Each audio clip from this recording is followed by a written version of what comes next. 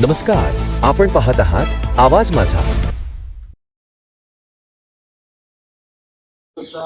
जाहीरनामा प्रसिद्ध झाला ज्यात KG to PG शिक्षणाची संकल्पना मांडताना हिंदी आणि मराठी भाषेची सक्ती करण्यात येईल असं या जाहीरनाम्यात भाजपनं म्हटलं. ही महाराष्ट्राची शुद्ध फसवणूक आहे. हिंदी सक्ती विरोधात जेव्हा आंदोलन झालं, मराठी माणसाने आंदोलन केलं,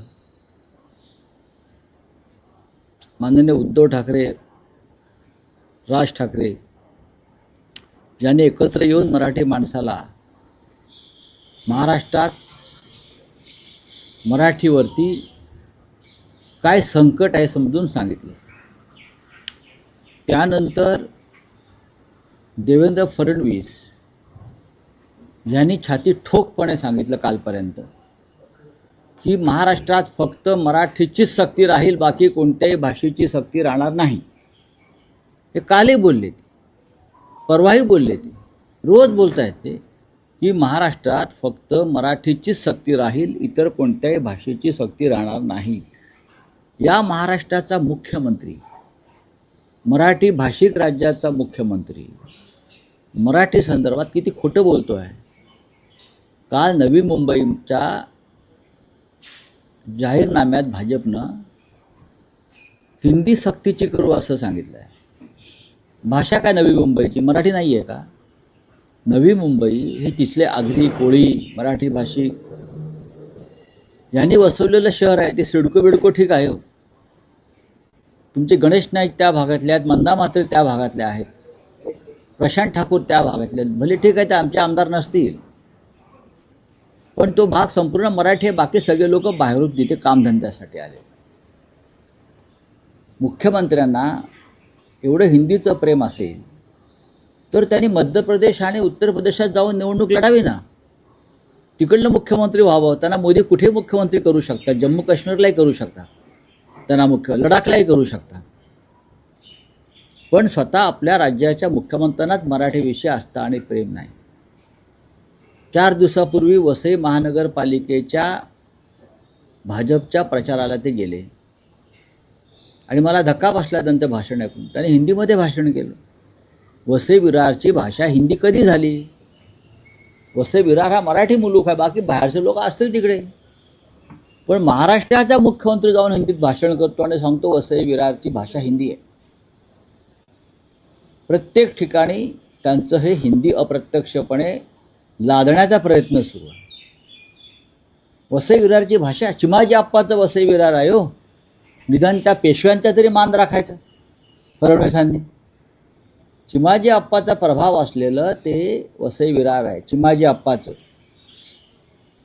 तिथे तुम्ही हिंदीच भाषणं करता, जाऊन नवी मुंबई हिंदी सक्ती करता. अशा पद्धतीनंच मुंबई महाराष्ट्राच्या बाहेर काढण्याचं यांचं कारस्थान ते यशस्वी करत आहे. म्हणजे जसं काल अण्णामलाई म्हणाला, काय म्हणाला की बॉम्बे म्हणतो एकतर तो. भाजपचा अजून एक आमदार काय तामिळ सेल्वन, तो त्या अण्णामलाईची री ओढतो आणि बॉम्बे म्हणतो. आमच्या तोंडात बॉम्बे बसला रे भडव्या, तुझ्या तोंडात बॉम्बे बसला आहे, मग तू जा ना चेन्नईला, इथे कशाला आहेस? कोण आहेस तू? तुम्ही महाराष्ट्रातून निवडून येत आहे. अण्णामलाई महाराष्ट्रात प्रचाराला आला, त्याला रोखण्याचा प्रश्न नाही आहे. पण तुम्ही महाराष्ट्रात येऊन आमच्या मराठी बांधवांच्या भावनांशी खेळताय आणि राज्याचे मुख्यमंत्री त्याची री ओढतात. भाजपच्या आमदार तामिळ सेल्वन त्याची री ओढतात. हे चुकीचं आहे. निषेध केला का एका तरी भाजपच्या माणसानं? नाही. कोण आहे हा अण्णामलाई? त्याला त्याच्या चेन्नईमध्ये कोणी विचारत नाही, त्याला त्याच्या तामिळनाडूमध्ये कोणी विचारत नाही. आणि इथे येऊन तो मराठी माणसाला आव्हान देतो, मी तुम्हाला घाबरत नाही, तू आम्हाला घाबर असं मी बोललो नाही. ही मुंबई महाराष्ट्राची आहे. हे चेन्नई जर आम्ही सांगितलं की चेन्नई तामिळनाडूचं नाही, तिकडे जाऊन बोल ना तू. हे चेन्नई आंतरराष्ट्रीय शहर आहे, हे तामिळनाडूचं नाही, किंवा कलकत्ता पश्चिम बंगालचं नाही, असं बोलण्याची हिंमत आहे काय लोकांची? पण महाराष्ट्राचे राज्यकर्ते गांडू आणि शंड आहे. आय रिपीट, कापायचं नाही. आणि मराठीच्या बाबतीमध्ये त्यांना अजिबात आस्था नाही, अजिबात आस्था नाही. हजारो बोगस नावं परप्रांतीयांची घुसवून त्यांना निवडणुका जिंकायच्या आहेत तिथे. आणि त्यांना उरवायला हे सगळे मग तामिळ सेल्वन वगैरे वगैरे आलेले आहेत. नाही, कोण तो अण्णामलाई. मला आश्चर्य वाटते भाजपा आमदार तामिळ सेल्वन यांचं, ते कसे काय अण्णामलाईची बाजू घेऊ शकतात मुंबईच्या प्रश्नावर. नाही ना, तुम्हाला इकडे मराठी माणसानेही मतदान केलं आहे ना, काही प्रमाणात महाराष्ट्रातल्या नागरिकांनी मतदान केलं आहे. तुम्हाला मुंबई म्हणावंच लागेल. बॉम्बे काय चाललं आहे तुमचं? हां, राहुल साहेब, कालच्या सभेत दाक्षिणात्य पद्धतीचीच लुंगी नेसून रवींद्र चव्हाण कालच्या सभेत दिसलेले आहेत. नाही, ते आधी स्वतःला शिवसैनिक समजत होते पूर्वी, इथे भांडुपलाच होते ते. आणि आता ते बहुतेक त्यांनासुद्धा पुढल्या वेळेला तामिळनाडूत निवडणूक लढायची किंवा केरळला लढायची असा त्याची, कारण महाराष्ट्रात यापुढे जिंकणार नाहीत मराठीच्या मुद्द्यावर. त्याच्यामुळे त्यांनी जर प्रदर्शन केलेलं आहे, हा अण्णामलाई इफेक्ट आहे भाजपवरचा, रसमलाई इफेक्ट राजसाहेबांच्या भाषेमध्ये. तुम्हाला जीवाला काय टोचत नाही का की काय चाललं आहे महाराष्ट्रात, मराठी माणसाच्या भावना काय आहेत, की तुम्ही मराठी माणसाला गृहीत धरताय? हाच प्रकार आहे ना. एक दिवसाआधी एक लुंग्या सुंग्या मुंबईत येतो तामिळनाडूतून आणि मराठी माणसावर हल्ला करून जातो, परत तो आव्हान देतो आणि तुम्ही त्यानं दिलेली लुंगी घालून फिरताय. काल मुंबईच्या सभेत होते, मग नवी मुंबईत गेले. कठीण आहे या लोकांचं, यांचं मानसिक संतुलन बिघडलं आहे, हे वेडे झाले आहेत लोक, यांचा पराभव होणं गरजेचं आहे. राहुल साहेब, काल शिवाजी पार्कमध्ये महायुतीची सभा झाली. त्यात राज ठाकरे आणि उद्धव ठाकरे यांनी भूतकाळात एकमेकांवर केलेले हो, केली टीका. जहरीने अतिजहरी टीका केली. पुढे बोला. व्हिडिओ दाखवले. अतिजहरी राज ठाकरेंवर टीकेचे हो केली ना, केली सभेत दाखवण्यात हो. पण मराठी माणसासाठी आम्ही एकदा एकत्र आल्यावरती मागची सर्व किलमिश आणि जलमटं दूर झाली. भाजपमधल्या मराठी माणसानेही आमच्यात यावं ना. हा लढा मराठी माणसाचा आहे.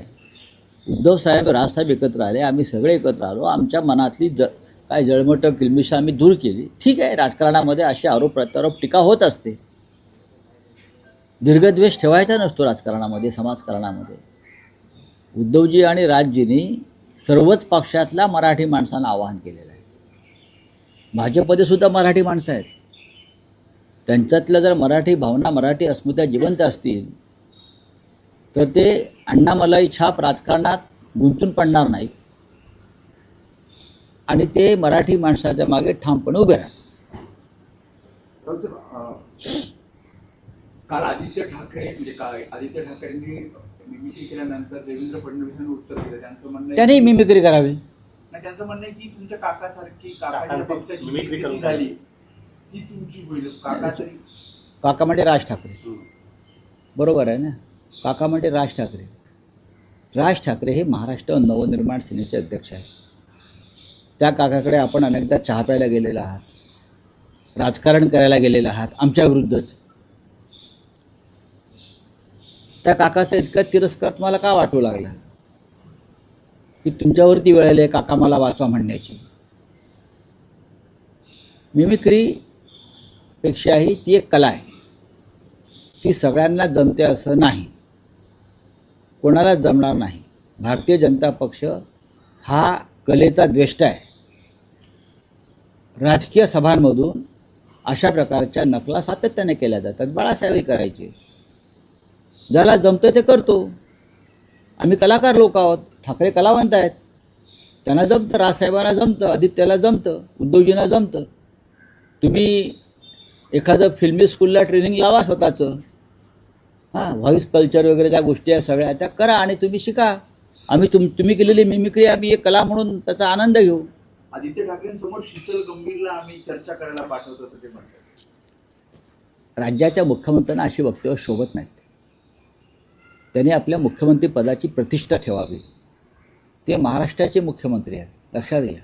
ते वेणुधुलाचे मुख्यमंत्री नाही आहेत का वेणुधुलाजी. ते छत्रपती शिवाजी महाराजांनी स्थापन केलेल्या शाहू फुले आंबेडकरांचं वैचारिक वारसा असलेल्या महाराष्ट्राचे मुख्यमंत्री आहेत. हे देवेंद्र भाऊंनी विसरू नये, लक्षात घ्या. कोणावर टीका करताय आणि कोणाची काय? आदित्य ठाकरे हे अनेक वर्षापासून राजकारणामध्ये आहेत. त्यांना राजकारणाचा वारसा प्रबोधनकार ठाकरे, बाळासाहेब ठाकरेंपासूनचा आहे. ते या राज्याचे कॅबिनेट मंत्री होते आणि ते आमदार आहेत.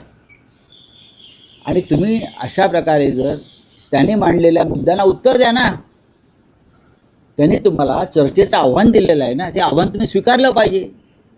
तुम्ही ते आव्हान न स्वीकारता ह्याच्याशी बोला, त्याच्याशी बोला, त्याच्याशी बोला, हीच मिमिक्री आहे आणि मोकरी आहे. विल्सन जिमखान्याचं नामकरण आता जैन जिमखाना असं करण्यात आलं आहे. हो मग जैन संघटनेला तो विल्सन जिमखाना दिला. गिरगावकरांनी आंदोलन केलं होतं मराठी माणसांनी. तो वाद सुरू आहे. गिरगावकर मराठी माणसाला आंदोलन करून तो जिमखाना आमच्याकडे द्या, आम्ही घेतो, तुमची किंमत भरतो, पण एक जिमखाना मराठी माणसाचा हातात तो राहू द्या, यासाठी गिरगावकरांनी संघर्ष अजूनही संपलेला नाही. तिथे आता कबूतरखाना करावा बाहेर त्यांनी, त्या बाहेरच्या मैदानामध्ये. पण सर्व नियम डावलून घाईघाईनं हा जिमखाना जैन संघटनेला देण्यात आला, मंगलप्रभात लोढा यांच्या दबावामुळे. आणि याला जबाबदार राज्याचे मुख्यमंत्री आणि महसूल मंत्री चंद्रशेखर बावनकुळेसुद्धा आहे. गिरगावमधला जिमखाना गिरगावकरांना मिळत नाही, लक्षात घ्या. गिरगावमधला जिमखाना गिरगावकर मराठी लोकांना दिला जात नाही, तर त्याचं जैन जिमखाना असं नामकरण करून तो विकत घेतला जातो. ही पैशाची मस्ती आहे, माज आहे. रावसाहेब, स्वर्गीय बाळासाहेब बघत असतील, त्यांना काय वाटेल? त्यांचा मुलगा रशीद मामू सोबत बसतोय. मग तुम्ही कोणासमोर सोबत बसताय?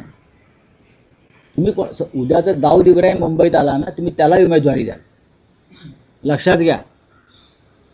हे छोटा शकील, दाऊद इब्राहिम, अबू सालेम यांनाही तुम्ही तुमच्या पक्ष कार्यालयात बोलून उमेदवारी द्याल. अशा प्रकारचं राजकारण भाजपचं चालू आहे. राज्याच्या मुख्यमंत्र्यांनी जरा उंची बात बोलली पाहिजे, विकासावर बोललं पाहिजे, महाराष्ट्राच्या भविष्यावर बोललं पाहिजे. काय किरकोळ गोष्टीवर बोलताय? हां, या राज्याचं प्रतिष्ठेचं अधपतन देवेंद्र फडणवीस ज्या पद्धतीनं करतायत ते फार धक्कादायक आहे. राऊतसाहेब, ठाकरे बंधू गौतम अदानींचा प्रखर विरोध करता आहेत, पण महायुतीचे नेते म्हणतात की गौतम अदानी ठाकरे बंधूंच्या घरी जातात, मग जाऊ द्या ना. त्यांची मुलं अदानींच्या लग्नामध्ये हो मग काय झालं? अडाणीच्या नाही. पंक्तीला बसतात. हो मग म्हणून काय पापं झाकायची का? काल राज ठाकरे साहेबांनी ठाण्याच्या सभेत सांगितलं, माझ्या घरी जरी कोणी आलं, जरी माझा मित्र असला कोणी, तरी त्यांची पापं मी झाकणार नाही, त्यांची पापं मी उघडी करीन. यासाठी हिंमत लागते. तुमच्यात हिंमत आहे का? देवेंद्रजीमध्ये हिंमत आहे का? भारतीय जनता पक्ष आणि त्यांच्याबरोबर जे लोक आलेले आहेत भ्रष्ट, त्यांचा भ्रष्टाचार उघडा करण्याची, त्यांच्यावर कारवाई करण्याची ती हिंमत असेल तर बोला. गौतम अडाणी हा तुमचा आता बाप झालेला आहे. गौतम अडाणी हा तुमचा बाप झालेला आहे. आता त्या बापासमोर तुम्ही थरथरताय. मुंबईचं विमानतळ मी कालही सांगितलं, मुंबईमध्ये यापुढे विमानतळ नाही आहे. आंतरराष्ट्रीय शहर आहे ना म्हणताय ना तुम्ही, या राज्याची राजधानी आहे ना, इतक्या मोठ्या राजधानीमध्ये यापुढे विमानतळ नसेल. ते पालघरला हलवणार काही काम आणि बरंचसं नवी मुंबईत जाणार. आणि मुंबईचा जो भूखंड आहे विमानतळाचा हा अडाणीला देणार. हे रशीद मामूपेक्षा भयंकर आहे, मुख्यमंत्री मामू. फडणवीसांनी जी माहिती उघड केली आहे, त्यांचं असं म्हणणं आहे की उद्धव ठाकरे मुख्यमंत्री असतानाच गौतम अदानींना धारावी पुनर्विकासाचं खोटं बोलतात. काम मंजूर झालं. हो, काम मंजूर झाला. ही प्रक्रिया बघा, हे उद्धव ठाकरेंच्या मंत्रिमंडळात ते खोटं बोलतायत. पुनर्वसनाचं काम हे कायदेशीररित्या जरी त्यांच्या कंपनीला मिळालं असलं तरी ज्या पद्धतीचा सवलतींचा वर्षाव हे सरकार त्यांच्यावर करत आहे धारावीच्या निमित्तानं, म्हणजे मदर्स डेअरी देत आहेत, मिठागरं देत आहेत, टोल नाके देत आहेत, ससून डॉग देत आहेत धारावीच्या बदल्यात, हे उद्धव ठाकरेंच्या योजनेमध्ये नव्हतं. सांगावं मुख्यमंत्र्यांनी, खोटं किती बोलत आहे. महाराष्ट्र हा सत्यशोधक समाजाचा एक वैचारिक वारसा सांभाळणारं राज्य आहे, पण हे असत्याचे महामेरू झालेले आहेत या राज्याचे मुख्यमंत्री. चला, धन्यवाद. गर्दी नव्हती काल सभेला असा दावा केला जातोय. विरोधकांनी नाही नाही नाही, भारतीय पक्ष जनता पक्षाचे लोक किंवा शिंदेचे लोक म्हणतात की 1 कोटी लोक होते. 1 कोटी लोक, 1 कोटी. ते कोटीच्या खाली जातच नाही. ते माणसंसुद्धा कोटीला विकत घेतात. त्याच्यामुळे त्यांनी 5-25 कोटी रुपये खर्च करून माणसं आणण्याचा प्रयत्न केला. पण चित्र पाहता तो त्यांचा प्रयत्न फसलेला आहे. आज सायंकाळी 5:30 त्यांच्या त्या सभेला 20,000 खुर्च्या होत्या. किती? 20,000 खुर्च्या होत्या. 3,000 खुर्च्या भरलेल्या नव्हत्या. 20,000 खुर्च्या होत्या की नव्हत्या तुम्ही ज्यांनी त्या खुर्च्या लावल्या त्यांना जाऊन विचारा किती खुर्च्या होत्या. आणि 3,000 खुर्च्याही भरलेल्या नव्हत्या. हे जे समोर VIP कक्ष ठेवला होता काही मान्यवरांसाठी, त्यात शेवटी ठेकेदारांकडे काम करणारे अमराठी लोक आणून बसवले VIP म्हणून. होय की नाही विचार आयोजकांना. पण कालच्या सभेतून मराठी महापौर होणार असं उपमुख्यमंत्री त्यांना बोलावं लागलं. हा आमचा दबाव आहे. हा ठाकरे बंधूंनी निर्माण केलेला दबाव आहे. मराठी आता हिंदू बिंदू त्यांचं मागे पडलं आहे सगळं. हां आता मराठी महापौर त्यांना करावा लागेल हे त्यांनी सांगितलं. हा दबाव आहे आणि नाईलाज आहे. पण त्यांच्यावर विश्वास ठेवू नका. हे फसवे लोक आहेत. हे चकवे आहेत. हां आज सायंकाळी 5:30 वाजता प्रचार संपतोय. 2-3 ज्या संयुक्त सभा घेतल्या त्या गेम चेंजर घेतील असं तुम्हाला नक्कीच वाटतं का? नक्कीच. काल तुम्ही ठाण्याची सभा पाहायला पाहिजे होती. मुंबईची सभा, नाशिकची सभा, मोजक्या सभा घेतल्या. 1760 सभा आम्ही घेतल्या नाहीत. आणि सगळ्या सभा यशस्वी झाल्या. त्या भागामध्ये उत्तम वातावरण निर्मिती झाली. आणि ठाकरे बंधूंना जो संदेश द्यायचा आहे तो घराघरापर्यंत पोहोचला आहे. तुम्हाला माहिती आहे का मुंबईत ठाण्यातल्या घराघरांवरती काही स्टिकर्स लोकांनी लावलेले आहेत. आणि त्यांनी विरोधी उमेदवारांना सांगितलं आहे इथे येण्याचे कष्ट घेऊ नका. आमच्या घरातली आणि आमच्या सोसायटीतली सर्व मतं आम्ही ठाकरे बंधूंना देणार आहोत. अशा प्रकारचे स्टिकर्स घराघरावर लागले, सोसायटीवर लागले. पहा तुम्ही. महायुतीच्या उमेदवार हिमांगी वरळीकर यांच्या पत्नींना मला माहिती. पैसे देताना पकडलेलं आहे. नाही बघा हा स्थानिक विषय. हां आज सायंकाळी प्रचार संपतो आहे. साधारण 48 तासाचा ब्रिदिंग पिरियड आहे. परवा सकाळपासून मतदान होतं. बोगस मतदार, दुबार मतदार यांना रोखण्यासाठी काही स्ट्रॅटेजी शिवसेनेची काही आहे का? कारण ठाकरे बंधूंनी म्हटलंय की बोगस मतदार दिसला तर त्याला फटकावा असे आदेश. फटकवण्याची सुरुवात झालेली आहे. नंबर 1 आम्ही बोगस किंवा दुबार मतदारांना फटकवू.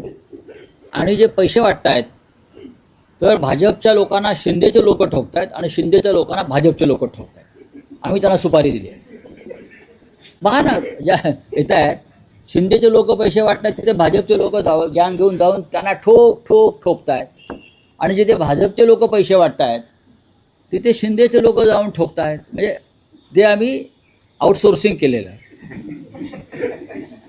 आणि हे दुबार मतदार आहेत त्यांना ठोकण्याचा कार्यक्रम सकाळी 7 वाजल्यापासून सुरू होईल.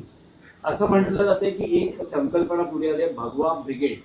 साधारण 2,000 शिवसैनिक मनसैनिक सज्ज आहेत. आम्ही आमचं पथक तयार केलेलं आहे. आम्ही दोन्ही पक्षांनी एकत्र येऊन अशा प्रकारे आमचं एक भरारी पथक तयार केलेलं आहे. दुबारा मतदार दिसला की त्या पथकाला कळवायचं, विभागवाईज, आणि मग ते येऊन त्याचा करेक्ट कार्यक्रम करणार. त्यामुळे कायदा सुव्यवस्थेचा प्रश्न अरे निर्माण कसला कायदा आणि सुव्यवस्था? दुबारा बोगस मतदान हा काय कायदा सुव्यवस्थेत बसतं का? भारतीय जनता पक्ष शिंदेच्या लोकांनी बोगस मतदार जे आणले आहेत ते कोणत्या कायद्यामध्ये बसतं सांगा ना. जे कायद्यात बसत नाही त्याला ठोकणं हे कायदेशीर आहे. हे मी निवडणूक आयोगाला सांगू इच्छितो, पोलीस प्रमुखांना सांगू इच्छितो आणि राज्याच्या मुख्यमंत्र्यांना सांगू इच्छितो. अजिबात हा प्रयत्न करू नका. हा प्रयत्न जे करतील बरं का त्यांची रस्त्यावरून धिंड काढली जाईल.